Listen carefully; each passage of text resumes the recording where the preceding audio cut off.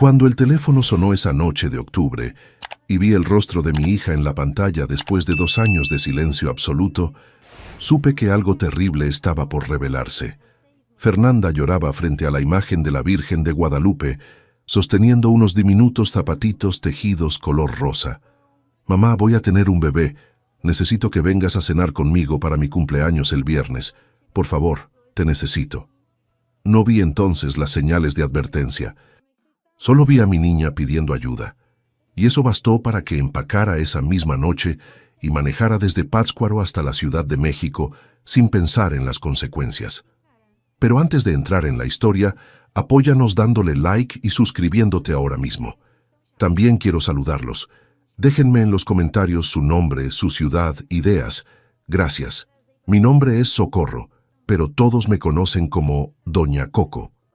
Tengo 63 años y he vivido toda mi vida en Pátzcuaro, Michoacán, en la casona colonial que heredé de mis padres. Los muros de adobe tienen más de 200 años. El patio central está lleno de macetas con geranios rojos y bugambilias moradas. Y desde la ventana de mi habitación puedo ver el lago brillar bajo la luz de la luna. Durante 35 años fui maestra de primaria en la escuela Melchor Ocampo del centro del pueblo.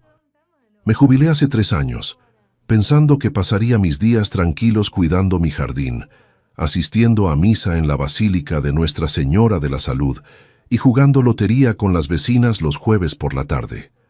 La soledad no me molestaba. Tenía mis rutinas, mis plantas, mis rosarios al atardecer.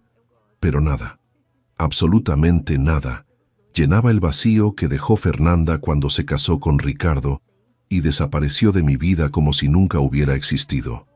Fernanda siempre fue especial. Brillante, decidida, con una luz interior que iluminaba cualquier habitación donde entraba. Estudió arquitectura en la Universidad Nacional Autónoma de México, se graduó con mención honorífica y consiguió trabajo en una firma prestigiosa en Santa Fe, la zona más exclusiva de la capital. Yo estaba tan orgullosa de ella, mi niña, la primera de la familia en tener una carrera universitaria, trabajando en proyectos de millones de pesos, diseñando edificios que cambiarían el horizonte de la ciudad. Conoció a Ricardo hace 5 años en una conferencia sobre desarrollo urbano en Polanco. Él era consultor financiero, de esos que siempre visten trajes italianos y relojes suizos. Hablaba de inversiones internacionales, de propiedades en Miami y Cancún, de negocios que yo nunca terminaba de entender. En la boda, celebrada en una hacienda colonial en Morelos con 300 invitados, Ricardo fue el yerno perfecto. Me llamaba suegrita querida, con esa sonrisa perfecta y dientes blanquísimos. Le abrió la puerta del coche a Fernanda, brindó por nuestra familia, bailó el vals conmigo. Yo quería creer que mi hija había encontrado al hombre ideal. Los primeros meses, todo parecía normal. Fernanda me llamaba cada domingo después de misa. Me contaba de sus proyectos, de los restaurantes elegantes donde cenaban, de los viajes a Cabo San Lucas y Puerto Vallarta. Pero poco a poco, muy poco a poco, las llamadas comenzaron a espaciarse. Primero fue cada 2 semanas, luego una vez al mes. Sus respuestas se volvieron cortas, mecánicas, como si estuviera leyendo de un guión. «Estoy bien, mamá. Ocupada con el trabajo. Ricardo me manda saludos». Cuando intentaba visitarla en la Ciudad de México, siempre había una excusa perfectamente elaborada. Ricardo tenía una junta crucial con inversionistas japoneses. Estaban remodelando el departamento y todo era un desastre. Fernanda no se sentía bien. El médico le había recomendado reposo absoluto. Algo en su voz me inquietaba. Un temblor casi imperceptible. Una pausa demasiado larga antes de responder, pero yo me convencía de que eran imaginaciones mías, que así funcionaban los matrimonios modernos, que las parejas jóvenes necesitaban su espacio. Hace exactamente 2 años, durante las fiestas del Día de Muertos, fue la última vez que hablamos antes del silencio total. La llamé para invitarla a poner la ofrenda, como hacíamos cada año para su padre, que falleció cuando ella tenía 14 años de un infarto fulminante. Ricardo, Contestó el teléfono con esa voz suave que siempre usaba conmigo. Mi esposa está descansando, doña Socorro. El doctor le recomendó reducir el estrés. Ya sabe cómo son estas cosas, las visitas familiares pueden ser agotadoras. Mejor la llamamos cuando se sienta más fuerte. Después de eso, el silencio fue absoluto y aterrador. Mis llamadas iban directo al buzón de voz. Mis mensajes de WhatsApp nunca mostraban las palomitas azules que indicaban que los había leído.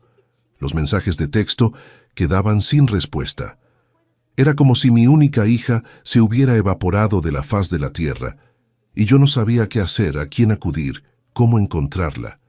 Lupita, la señora que trabajó conmigo durante 25 años limpiando la casa y que prácticamente ayudó a criar a Fernanda desde que era una bebé, me decía una y otra vez que algo andaba muy mal.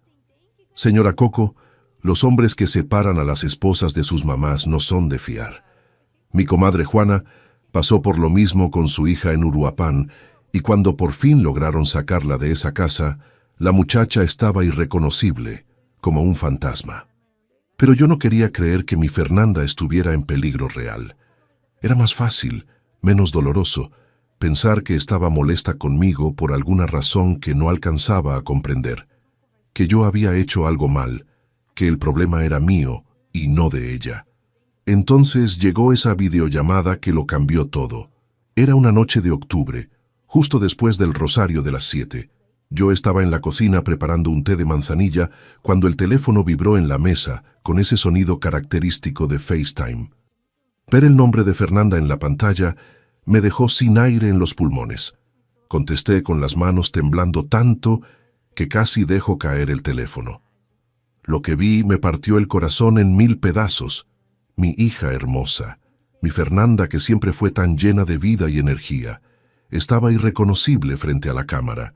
Había bajado tanto de peso que los huesos de sus mejillas sobresalían de forma alarmante. Ojeras profundas y moradas marcaban su rostro pálido como la cera.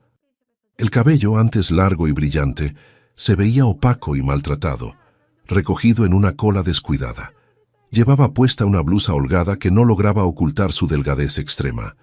Pero lo que más me asustó fue su mirada, vacía, apagada, como si la luz de su alma se hubiera extinguido. Sostenía en sus manos temblorosas unos zapatitos de bebé tejidos a mano, color rosa con detalles blancos, y lloraba en silencio frente a la imagen de la Virgen de Guadalupe que yo le había regalado el día de su primera comunión. Las lágrimas rodaban por sus mejillas sin control mientras intentaba hablar entre sollozos. «Mamá». Su voz sonaba rota, destrozada, desesperada. «Voy a ser mamá. Ricardo y yo vamos a tener un bebé. Estoy de 3 meses ya». Hizo una pausa para limpiarse las lágrimas con el dorso de la mano. «Mi cumpleaños es este viernes. Voy a cumplir 34 años. Por favor, mamá, ven a cenar conmigo. Necesito verte. Te necesito aquí conmigo». En ese momento no vi las contradicciones. No me pregunté por qué, después de 2 años de silencio absoluto, me llamaba justo ahora. No noté que sus ojos se movían nerviosos hacia un lado, como si alguien estuviera fuera de cámara observándola. No percibí el temblor en su voz que iba más allá de la emoción del embarazo. Solo vi a mi niña pidiéndome ayuda, mostrándome esos zapatitos como una ofrenda de paz, y eso fue suficiente para que todas mis dudas desaparecieran en un instante. Bloque 2. Origen y antecedentes. 1000 palabras. Amigos, cada historia que les cuento sale todos los días, pero YouTube solo se las mostrará si tocan el botón rojo de suscribirse. Toquen suscribirse, activen la campanita y nunca se perderán una historia. Gracias. Los días hasta el viernes se arrastraron como si el tiempo mismo se hubiera detenido. Eran solo 4 días, pero cada hora pesaba como si fueran semanas enteras. No podía dormir, no podía comer, no podía concentrarme en nada que no fuera esa imagen de Fernanda llorando, sosteniendo esos zapatitos, pidiéndome que fuera con ella. Le conté a Lupita sobre la llamada mientras tomábamos café en la cocina el miércoles por la mañana. Ella frunció el ceño con esa expresión de preocupación que conocía tan bien. «Señora Coco, algo no me huele bien en todo esto. ¿Por qué después de tanto tiempo de repente la necesita para su cumpleaños? ¿Y un bebé? ¿Está segura de que vio bien a la niña? Porque por lo que me cuenta, suena como si estuviera enferma, no embarazada. Pero yo no quería escuchar advertencias. Estaba demasiado emocionada, demasiado aliviada de que mi hija finalmente me hubiera buscado. Iba a ser abuela. Mi Fernanda me necesitaba de nuevo en su vida. Eso era lo único que importaba. Pasé esos días preparándome para el viaje. Saqué del ropero el vestido azul rey que Fernanda me había regalado en mi último cumpleaños, que celebramos juntas hace 3 años. Me hice un tinte en el salón de belleza de Doña Remedios para cubrir las canas que habían aparecido durante estos 2 años de angustia. Compré un regalo para el bebé en la tienda de artesanías del centro, un móvil hecho a mano con figuras del lago de Pátzcuaro, pescadores y mariposas monarca talladas en madera de colorín.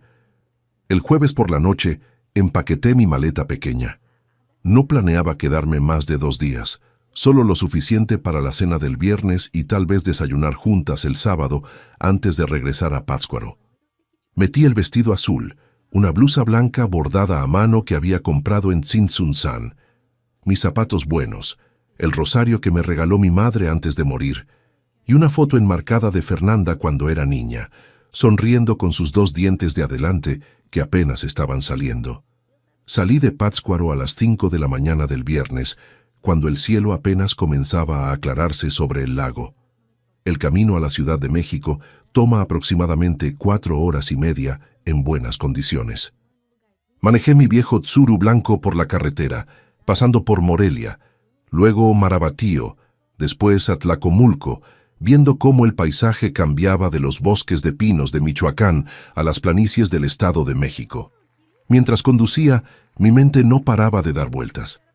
Repasaba una y otra vez cada detalle de la videollamada, la forma en que Fernanda había sollozado, los zapatitos rosas que sostenía con tanto cuidado, su voz quebrada diciéndome, «Te necesito, mamá». Pero también recordaba cosas que me inquietaban, como sus ojos se desviaban constantemente hacia la izquierda, como si alguien estuviera ahí observándola, la manera en que sus manos temblaban, lo delgada que se veía, casi enfermiza, las ojeras que parecían no ser solo de cansancio, sino de algo mucho más profundo y oscuro. Llegué a la Ciudad de México alrededor de las 10 de la mañana. El tráfico era infernal como siempre, un mar interminable de coches tocando el claxon, vendedores ambulantes en cada semáforo, el smog espeso que hacía difícil respirar. Me tomó otra hora completa llegar hasta Santa Fe, esa zona de rascacielos brillantes y centros comerciales lujosos que parecía otro país comparado con mi tranquilo Pátzcuaro. Fernanda y Ricardo vivían en un fraccionamiento privado llamado Bosques de Santa Fe, uno de esos lugares donde hay guardias armados en la entrada, cámaras de seguridad en cada esquina y las casas valen varios millones de pesos.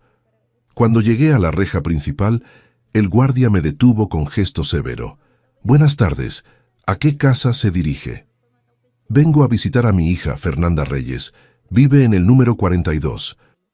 El guardia revisó una lista en su tableta electrónica, frunció el ceño y luego levantó el teléfono para marcar.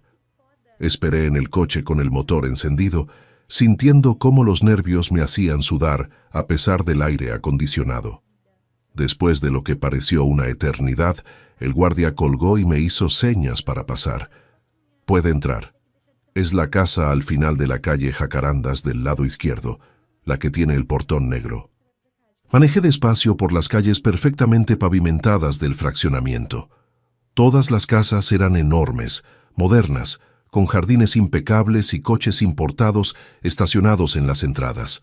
Me sentía completamente fuera de lugar en mi Tsuru viejo, con el escape haciendo ruido y la pintura descarapelada. La casa número 42 era especialmente impresionante.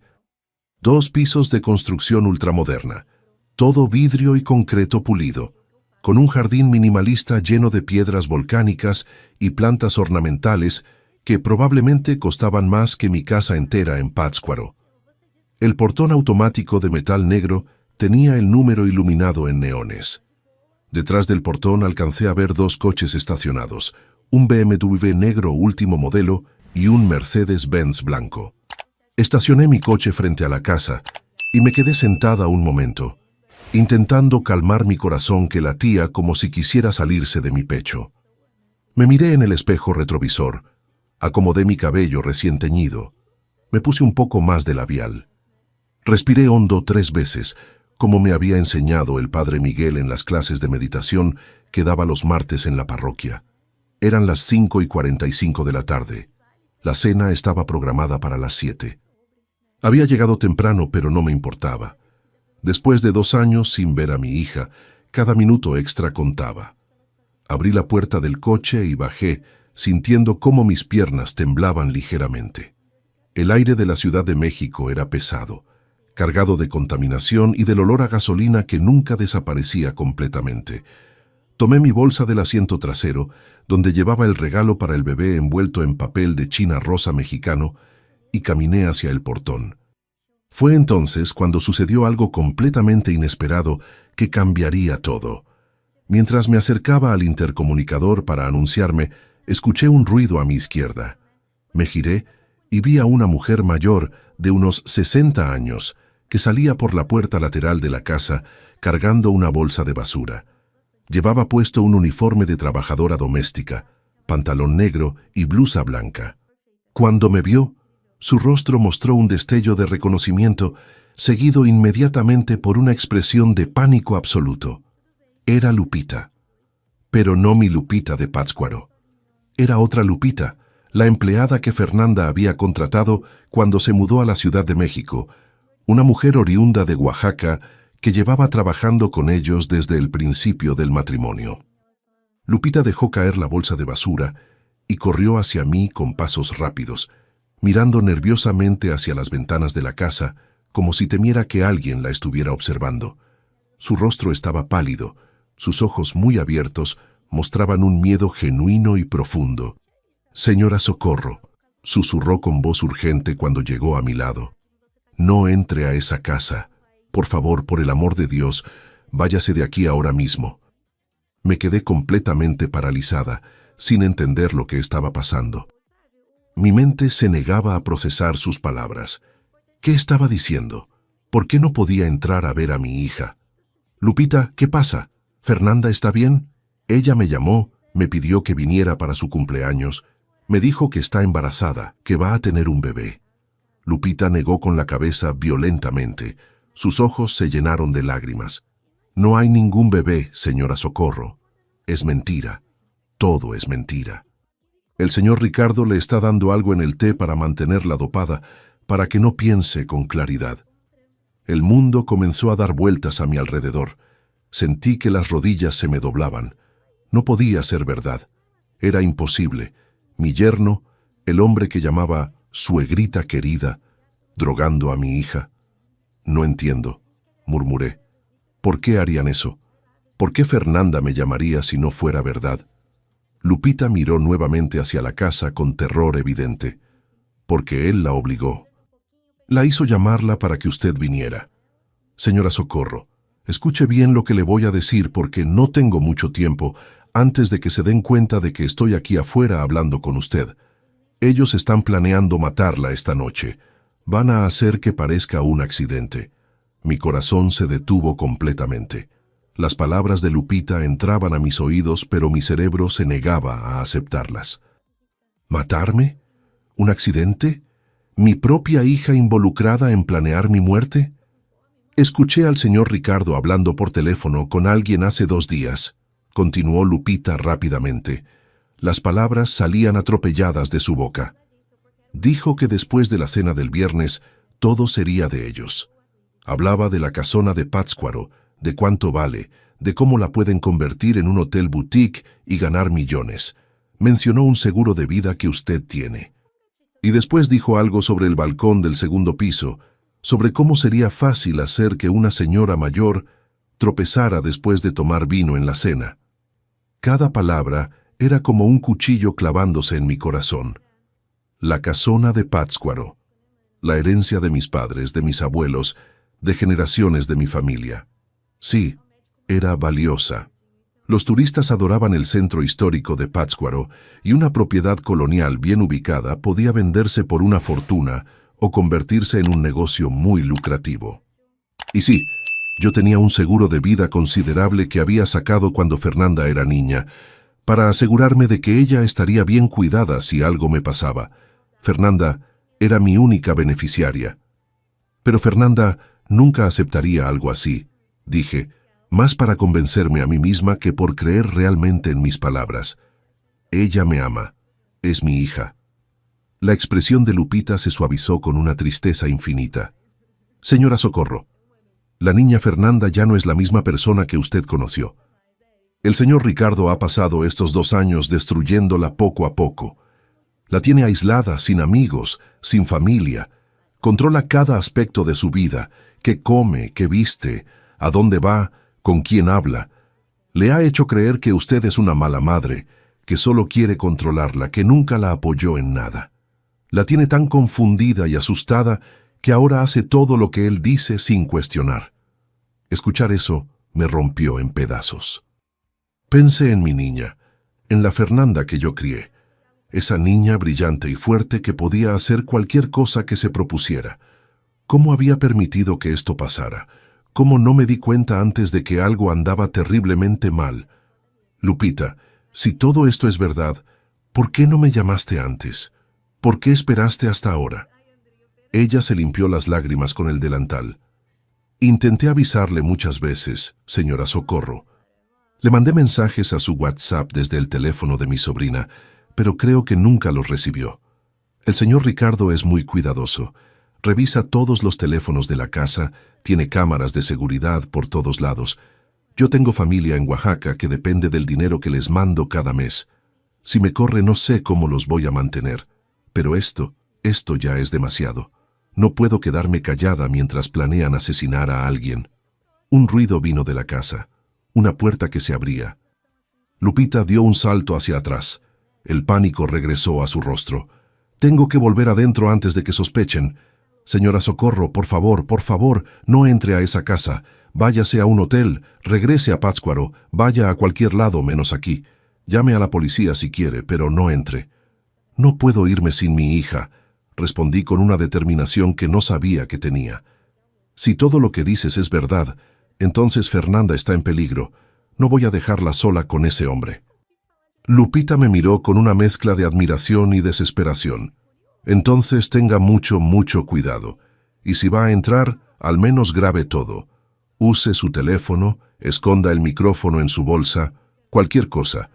Necesita tener pruebas de lo que ese hombre es capaz de hacer.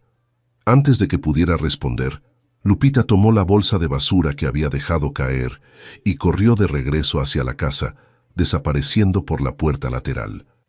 Me quedé parada en la acera sola, sintiendo cómo todo mi mundo se desmoronaba a mi alrededor. Miré hacia la casa, esa construcción moderna y lujosa que de repente se veía como una trampa mortal. Las ventanas oscuras parecían ojos vacíos observándome. El portón negro era como la boca de un monstruo esperando para devorarme. Pero detrás de esas paredes estaba mi hija, mi Fernanda, drogada, manipulada, convertida en una marioneta de un hombre que solo quería mi dinero y mi propiedad. Y si yo me iba ahora, si le hacía caso a Lupita y huía, ¿qué le pasaría a ella? Tomé mi teléfono del bolso con manos temblorosas, abrí la aplicación de grabación de voz y presioné el botón rojo. La grabadora comenzó a funcionar en silencio. Metí el teléfono de regreso al bolso, dejando el micrófono apuntando hacia afuera. Respiré hondo, hice la señal de la cruz y caminé hacia el intercomunicador del portón. Si quieren saber cómo termina esta historia y conocer muchas más, denle al botón rojo de suscribirse. Es gratis y me ayuda muchísimo. Presioné el botón del intercomunicador. Hubo un zumbido, luego una pausa larga. Después la voz de Ricardo salió de la bocina, suave y perfectamente controlada como siempre. Suegrita, qué sorpresa tan agradable. Llegas temprano. Pasa, pasa. El portón se va a abrir automáticamente. El portón negro comenzó a deslizarse hacia un lado con un suave sonido mecánico. Caminé hacia la entrada principal de la casa. Cada paso se sentía como si estuviera caminando hacia mi propia tumba. La puerta se abrió antes de que pudiera tocar el timbre. Ricardo estaba parado en el umbral, vestido con un pantalón de vestir gris impecable y una camisa blanca de lino que probablemente costaba más que mi renta de un mes. Su cabello estaba perfectamente peinado hacia atrás. Su sonrisa mostraba dientes blanquísimos. Su reloj Rolex brillaba en su muñeca izquierda. Parecía la imagen perfecta del yerno exitoso y encantador. «Suegrita querida, qué gusto verte», dijo con esa voz cálida que usaba siempre conmigo. Se inclinó para besarme en la mejilla. Pude oler su colonia cara, algo con notas de madera y especias. «Fernanda se va a poner tan feliz de verte.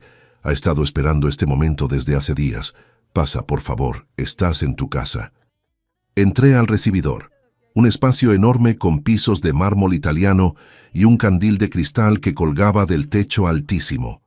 Las paredes estaban decoradas con arte moderno que no entendía.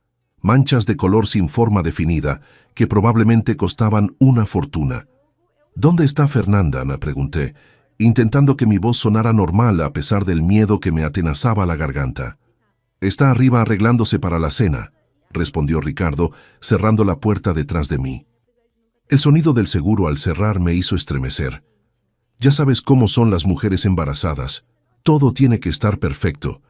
¿Quieres algo de tomar mientras esperamos? ¿Un vino blanco, tal vez? Tengo un chardonnay californiano excelente. «Solo agua, gracias», respondí rápidamente, recordando las palabras de Lupita sobre drogar las bebidas. Ricardo sonrió. «Por supuesto, qué tonta soy. Tú siempre has sido más sencilla en tus gustos, ¿verdad, suegrita? Eso es algo que siempre he admirado de ti.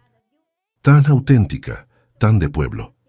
Había algo en la forma en que dijo «de pueblo» que sonaba despectivo, como un insulto disfrazado de cumplido.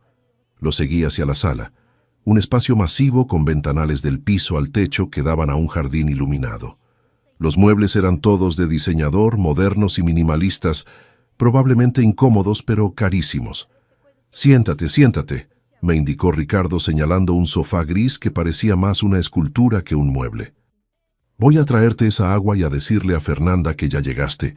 Lupita está preparando una cena especial. Salmón noruego, risotto con champiñones trufados y de postre un pastel de 3 leches que hizo esta mañana. Todo para celebrar el cumpleaños de mi amor y la llegada del bebé». Se fue hacia la cocina, dejándome sola en esa sala inmensa que se sentía más fría que cualquier lugar donde hubiera estado antes. Mis ojos recorrieron el espacio buscando... ¿Qué? ¿Señales de peligro? ¿Evidencia de que algo estaba mal? Todo se veía perfectamente normal, perfectamente ordenado, perfectamente planeado. Entonces vi algo que me llamó la atención. En la pared del fondo había fotografías enmarcadas. Me levanté del sofá incómodo y caminé hacia ellas. Eran fotos de Fernanda y Ricardo en diversos lugares. En una playa paradisiaca, en París frente a la Torre Eiffel, en Times Square en Nueva York. Pero conforme las examinaba más de cerca, noté algo perturbador. En cada fotografía Fernanda se veía diferente. En las primeras, de hace 4 o 5 años, se veía radiante, sonriente, llena de vida.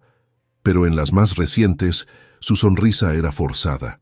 Sus ojos estaban apagados, su cuerpo se veía cada vez más delgado. Era como ver un proceso de deterioro documentado en imágenes. Lindas fotos, ¿verdad? La voz de Ricardo detrás de mí me hizo saltar. No lo había escuchado regresar. Me giré y lo encontré parado a solo 1 metro de distancia, sosteniendo un vaso con agua. O al menos, eso parecía ser agua. «Aquí está tu bebida, suegrita», dijo extendiéndome el vaso con esa sonrisa que ya no me parecía cálida, sino amenazante. Tomé el vaso, pero no lo llevé a mis labios. «Gracias. Las fotos son preciosas. Han viajado mucho ustedes dos». «Oh, sí, Fernanda adora viajar. Aunque últimamente ha estado más casera, ya sabes, con el embarazo y todo. El médico le recomendó no volar tanto, cuidarse más. De hecho, ha estado tan delicada que prácticamente no sale de la casa. Pero así es mejor, ¿no crees? Una mujer debe estar en su hogar cuidándose para su bebé. Había algo profundamente perturbador en la forma en que hablaba, como si Fernanda fuera una posesión, un objeto que debía mantenerse guardado y controlado. «Me gustaría verla», dije firmemente. «¿Está arriba? Puedo subir a saludarla». La sonrisa de Ricardo se endureció casi imperceptiblemente. «Mejor esperamos aquí abajo. Ya va a bajar. Mientras tanto, ¿por qué no te tomas tu agua? Debes estar cansada después de ese largo viaje desde Pátzcuaro. 4 horas y media manejando a tu edad debe ser agotador». No me gustaba cómo seguía insistiendo en que tomara el agua. Fingí llevar el vaso a mis labios, pero no bebí nada. «Estoy bien, gracias. El camino fue tranquilo». «Pátzcuaro», dijo Ricardo de repente, caminando hacia la ventana y mirando hacia el jardín. «Qué lugar tan pintoresco, ¿verdad? Tan colonial, tan histórico. Esa casona tuya debe valer una fortuna, especialmente con toda la onda turística que hay ahora. He estado pensando que sería una inversión excelente convertirla en un hotel boutique. ¿Has considerado alguna vez venderla?» Mi sangre se heló. Lupita tenía razón. Esto era sobre mi propiedad. «Nunca», respondí con voz firme. «Esa casa ha estado en mi familia por generaciones. No la voy a vender jamás. Cuando yo muera será para Fernanda».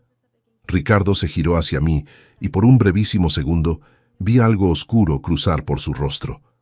Algo frío y calculador que desapareció tan rápido que casi pensé que lo había imaginado. Por supuesto», dijo volviendo a su tono cálido. «Es completamente comprensible. El apego sentimental es importante. Aunque, bueno, las cosas materiales van y vienen, ¿no? Lo importante es la familia. Y hablando de familia, tengo que contarte algo emocionante». Se sentó en el sofá frente a mí, inclinándose hacia adelante con los codos apoyados en las rodillas, como si fuera a compartir un secreto íntimo. «Fernanda y yo hemos estado hablando sobre el futuro del bebé. Queremos asegurarnos de que todo esté en orden, ¿sabes? Testamentos actualizados, seguros de vida, ese tipo de cosas. Es parte de ser padres responsables, y pensamos que tal vez sería bueno que tú también actualizaras tus documentos. A tu edad, es importante tener todo en regla por si acaso». Ahí estaba. Eso era parte del plan. Convencerme de cambiar mi testamento, probablemente presionarme para firmar documentos esa misma noche. «Mis documentos están perfectamente en orden», respondí fríamente. «De hecho, justo la semana pasada estuve con mi abogado en Pátzcuaro revisando todo». Vi un destello de molestia cruzar por el rostro de Ricardo. «Ah, qué bien. Muy responsable de tu parte. ¿Y todo sigue igual? ¿Fernanda es tu única beneficiaria?» Antes de que pudiera responder, escuché pasos en las escaleras. Me giré y vi a mi hija bajando lentamente, aferrándose al barandal como si necesitara apoyo para no caerse. Ver a Fernanda en persona fue aún peor que verla por videollamada. Bajaba las escaleras con pasos inseguros, vestida con un vestido de maternidad holgado color beige que hacía que su piel se viera aún más pálida. Estaba tan delgada que el vestido, diseñado para acomodar una barriga de embarazo, colgaba vacío sobre su cuerpo demacrado. No había ninguna barriga, no había ningún bebé. Lupita había dicho la verdad. «Mamá», dijo Fernanda con voz débil cuando llegó al final de las escaleras. «¿Viniste?» Corrí hacia ella y la abracé, sintiendo cómo sus huesos sobresalían a través de la tela del vestido. Olía diferente, no al perfume floral que siempre usaba, sino a algo químico y medicinal. Cuando la sostuve, su cuerpo estaba flojo, sin energía, como si fuera una muñeca de trapo. «Mi amor, mi niña preciosa», susurré en su oído. «Te extrañé tanto». Fernanda se separó de mí con movimientos lentos, casi robóticos. Sus ojos estaban vidriosos, las pupilas ligeramente dilatadas. Estaba definitivamente bajo el efecto de alguna sustancia. «Yo también te extrañé, mamá», dijo, pero su voz sonaba plana, sin emoción real. «Gracias por venir para mi cumpleaños y para conocer las noticias del bebé». Sus manos fueron instintivamente a su estómago plano, tocándolo con una expresión confundida, como si esperara encontrar algo ahí que no estaba. ¿Por qué no nos sentamos todas en la mesa?, interrumpió Ricardo rápidamente, tomando a Fernanda del brazo con más fuerza de la necesaria. Lupita tiene la cena casi lista. Suegrita, trae tu agua. Vamos al comedor. Nos condujo hacia un comedor formal, con una mesa de madera oscura que fácilmente podía acomodar 12 personas. Estaba puesta para 3, platos de porcelana fina, copas de cristal, cubiertos de plata, velas aromáticas encendidas en el centro. Todo perfectamente arreglado, como una escena de una revista de decoración, o como el escenario cuidadosamente preparado para una obra de teatro macabra. Ricardo sentó a Fernanda en una silla, luego me indicó que me sentara frente a ella. Él se colocó en la cabecera de la mesa entre las dos. «Perfecto», dijo frotándose las manos. «Esto es tan agradable, ¿verdad? Una cena familiar íntima, justo como debe ser. Lupita, ¿puedes traer el vino? El blanco que dejé respirando en la cocina». Lupita apareció llevando una botella de vino y una jarra con agua. Sus manos temblaban ligeramente mientras servía. Cuando pasó junto a mí, nuestros ojos se encontraron por un segundo y vi en los suyos una advertencia clara. «Ten cuidado». Ricardo sirvió vino en su copa y en la de Fernanda. «Suegrita, ¿estás segura que no quieres un poco de vino? Es realmente excepcional». «Estoy segura. El agua está bien para mí». «Como quieras». «Fernanda, mi amor, un brindis. Por nuestro bebé, por tu cumpleaños y por tener a tu madre aquí finalmente con nosotros». Fernanda levantó su copa mecánicamente. Yo alcé mi vaso de agua sin beber de él. Ricardo tomó un sorbo largo de su vino, claramente satisfecho consigo mismo. Lupita comenzó a servir la comida: salmón perfectamente cocido, risotto cremoso, espárragos verdes. Todo se veía delicioso y absolutamente venenoso para mí. No podía confiar en nada que me dieran en esa casa. «Entonces, suegrita», dijo Ricardo mientras cortaba su salmón con movimientos precisos, «cuéntanos de Pátzcuaro. ¿Qué hay de nuevo por el pueblo? ¿Sigue todo igual de tranquilo y aburrido?» Ignoré el tono despectivo. «Pátzcuaro está bien. La temporada de Día de Muertos fue muy concurrida este año. Muchos turistas». «Ah, sí, esa pintoresca celebración de los muertos, tan folclórico, tan mexicano tradicional», dijo con una sonrisa que no llegó a sus ojos. «Aunque supongo que ese tipo de turismo no genera mucho dinero real, ¿verdad? No como tener un hotel boutique de lujo que pudiera cobrar 2,000 pesos la noche a extranjeros adinerados». Ahí estaba de nuevo, su obsesión con mi propiedad. «No todo en la vida se trata de dinero, Ricardo», respondí firmemente. «Por supuesto que no». Estuvo de acuerdo, pero su tono sugería exactamente lo contrario. «Se trata de familia, de cuidar a los que amamos, de asegurarnos de que nuestros seres queridos estén bien provistos cuando ya no estemos». Miré a Fernanda, quien empujaba la comida por su plato sin comer realmente nada. Su mirada estaba perdida, como si no estuviera realmente presente en la habitación. «Hablando de eso», continué Ricardo, «he estado pensando en tu situación, suegrita. Vives sola en esa casa grande. A tu edad, ¿no te preocupa que pueda pasar algo? Una caída en las escaleras, un problema de salud sin nadie ahí para ayudarte. Sería terrible que algo te pasara y nadie se enterara por días». La amenaza velada era imposible de ignorar. «Tengo vecinos, tengo amigas. No estoy tan sola como crees». «Aún así», insistió, «no estaría de más tener un plan. Por ejemplo, Fernanda y yo hemos estado discutiendo la posibilidad de que vengas a vivir con nosotros aquí en la Ciudad de México. Podríamos cuidarte, especialmente cuando llegue el bebé. Necesitaremos ayuda con el niño, y ¿quién mejor que la abuela?». Fernanda levantó la vista de su plato con expresión confundida. «¿El bebé?», murmuró. Ricardo le lanzó una mirada rápida y dura que hizo que Fernanda se encogiera en su silla. Entonces sonrió de nuevo hacia mí. «Por supuesto, si vinieras a vivir con nosotros, tendrías que vender la casona de Pátzcuaro. No tiene sentido mantenerla vacía, y el dinero de la venta podría invertirse, generar ingresos para todos. Es la decisión inteligente». Ya no estaba siendo sutil. Estaba exponiendo su plan claramente.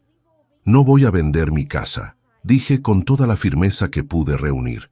Y de hecho, estuve hablando con mi abogado la semana pasada sobre hacer algunos cambios en mi testamento. Eso capturó completamente su atención. Se inclinó hacia adelante. ¿Ah, sí? ¿Qué tipo de cambios? Aquí iba. La mentira que Lupita me había sugerido sin saberlo. La que, según ella, haría que Ricardo mostrara su verdadera naturaleza. Estoy considerando donar la casona a la diócesis de Pátzcuaro cuando muera. El obispo quiere convertirla en un museo de arte sacro. Sería una bella forma de honrar la memoria de mis padres, que eran muy devotos. El cambio en Ricardo fue instantáneo y aterrador. La máscara de yerno encantador se cayó completamente. Su rostro se endureció. Sus ojos se volvieron fríos como el hielo. Se levantó de la mesa con tanta fuerza que su silla se volcó hacia atrás. «¿Qué dijiste?», gritó con una voz que nunca antes había escuchado de él. «¿Vas a regalar millones de pesos a la puta iglesia? ¿Estás completamente loca, vieja idiota?». Fernanda dio un grito ahogado, pero no se movió de su silla. Parecía aterrorizada, pero paralizada. «Ricardo, cálmate», dije, manteniendo mi voz firme, aunque mi corazón latía como loco. Mi teléfono estaba todavía en mi bolsa en el piso, junto a mi silla, grabando todo. «No me voy a calmar», rugió. «¿Tienes idea de cuánto tiempo he invertido en esto?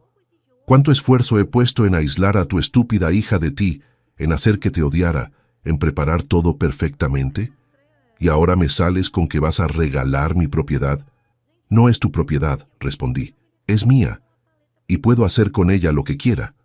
Ricardo caminó hacia mí con pasos amenazantes. «Esa casa es mía. Todo es mío. Lo planeé desde el principio, desde que me enteré que la tonta de Fernanda tenía una madre viuda con una propiedad valiosa. Todo ha sido un puto plan desde el día 1. «Ricardo, detente», gimió Fernanda débilmente desde su silla, pero él la ignoró completamente. «¿Sabes qué?», dijo acercándose peligrosamente a mí. «Ya no me importa esperar hasta después de la cena. Ya no me importa hacer que parezca un accidente. Esa casa será mía, y si tengo que matarte ahora mismo para conseguirla, lo haré». Fue entonces cuando la puerta principal se abrió violentamente. La policía entró en tropel. 5 oficiales con chalecos antibalas y armas desenfundadas. Detrás de ellos venía un hombre mayor vestido con traje, el abogado de Pátzcuaro que había contactado Lupita mientras yo conducía hacia la Ciudad de México. «Policía, manos arriba, aléjese de esa mujer». Ricardo se quedó congelado, su rostro pasando por una secuencia rápida de emociones: furia, shock, incredulidad y finalmente miedo. Levantó las manos lentamente. «Esto es un malentendido», empezó a decir con esa voz suave que usaba para manipular. «Solo tuvimos una pequeña discusión familiar». «Lo grabamos todo, señor Hernández», dijo el oficial al mando. «Amenazas de muerte, confesión de manipulación, intento de fraude. Todo está en la grabación que la señora Socorro envió a nuestro departamento hace 20 minutos». Miré mi bolsa en el piso. No había visto que Lupita se acercara, pero de alguna manera había logrado tomar mi teléfono y enviar el audio a las autoridades mientras fingía servir la cena. 2 oficiales agarraron a Ricardo y lo esposan. Él forcejeó, gritando: «Ella es mi esposa. Todo es mío. Esa casa me pertenece. Ya viviste demasiado, vieja bruja. Deberías estar muerta». Me levanté de la mesa y corrí hacia Fernanda, quien había comenzado a llorar en silencio. La tomé en mis brazos mientras los policías sacaban a Ricardo de la casa, sus gritos de rabia resonando por toda la sala. Un paramédico entró para examinar a Fernanda. «Está drogada», confirmó después de revisarla rápidamente. «Necesita ir al hospital para que le hagan un lavado y análisis de sangre completos». «Iré con ella», dije inmediatamente. En el hospital, los médicos confirmaron que Fernanda había sido sistemáticamente drogada con benzodiazepinas durante meses, probablemente años. No había ningún bebé. Nunca lo hubo. Ricardo había inventado todo el embarazo para atraerme a la Ciudad de México, usando a mi propia hija como cebo. Durante las siguientes semanas, mientras Fernanda se desintoxicaba y comenzaba terapia psicológica intensiva, la investigación policial reveló la verdad completa. Ricardo Hernández no era consultor financiero, era un estafador profesional con antecedentes de fraude en 3 estados diferentes. Se había casado con Fernanda específicamente después de investigar su familia y descubrir mi casona en Pátzcuaro. Todo había sido un plan elaborado desde el principio.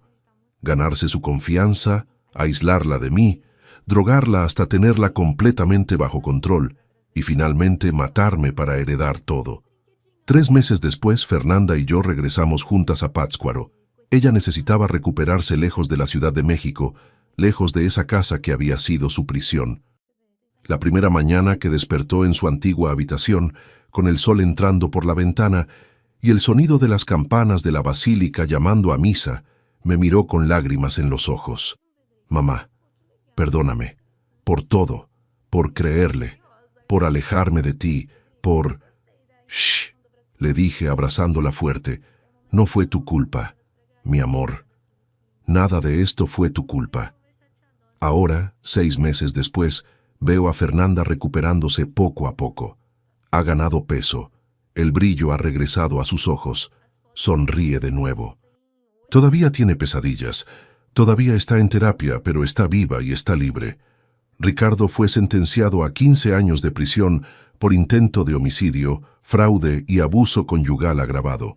Mientras escribo esto, sentada en el portal de mi casona mirando el lago de Pátzcuaro al atardecer, mi hija está en el jardín regando las bugambilias. A veces el mayor peligro no viene de extraños en la calle. Viene de quien dice amarnos, de quien jura protegernos, de quien sonríe mientras planea nuestra destrucción. Mi hija no estaba perdida, estaba prisionera, y el amor de una madre fue la única llave que pudo liberarla. Si te gustó esta historia, haz clic en suscríbete y cuéntame en los comentarios qué parte te impresionó. Mañana hay más. Nos vemos allí.